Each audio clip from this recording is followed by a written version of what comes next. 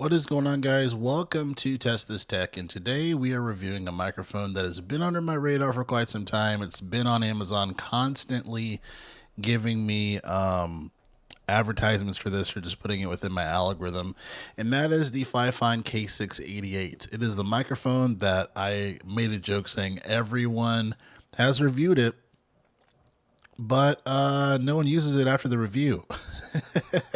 So find that kind of interesting.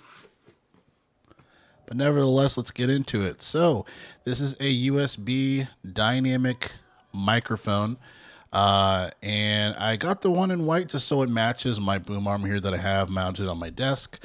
So I have it plugged in and via USB currently right now. It's what you're hearing.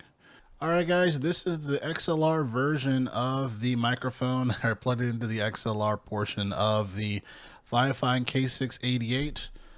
This is plugged into the Mayono Pro Studio Lite interface I've reviewed on this channel as well. The gain is significantly high. I would say it is at maybe 90%. So if you do have a Clark Technic mic booster or just a mic booster in general, you might want to consider that just so you can kind of offset the interface gain, and that clean boost should really kind of help out with that, so you can turn the gain down on the interface. But yeah, let me switch it back to USB. And I did a test on Audacity before I started recording here today, and I gotta say there is a sound to this microphone. I think there's a very warm sound to it, which sounds nice. I like the capacitive mute button, so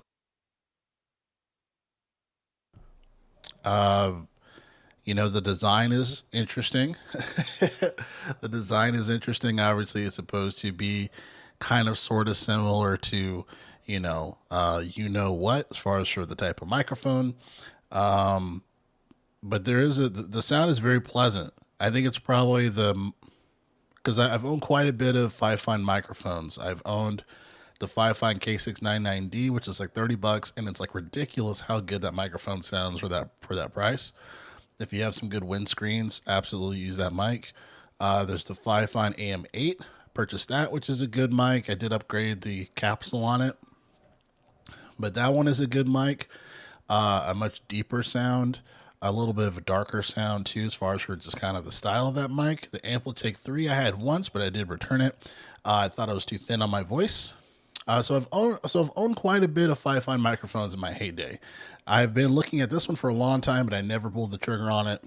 So this is the first time I pulled the trigger on it, and I gotta say I like this capsule more than all the other capsules, even the K699D. Now I do know a lot of people like the K699D, and I do as well.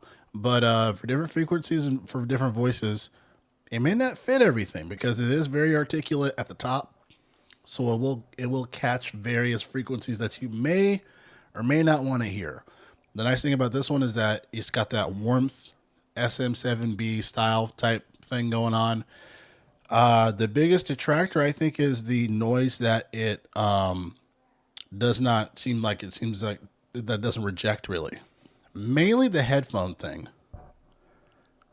This is probably catching the recording. Maybe slightly. So that's probably my biggest complaint when it comes to what is wrong with it. Okay, and also another side video here cut in. Wanted to let you. Oh, hang on, Gemini is acting up on my phone.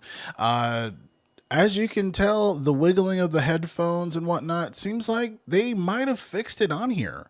The original K688, lot of noise to wiggling, anything around the microphone. It made a substantial. It was a substantial problem. So either the shock mount to the microphone capsule or the actual shock mount itself has been slightly improved.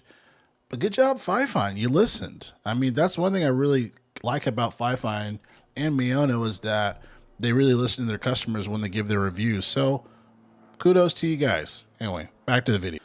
I think it sounds really good. Really solid. I just think it's funny that a lot of different reviewers, once they do the review for the Fifine and they do the YouTube short or TikTok or whatever, I never see them use that microphone again, which I find really funny.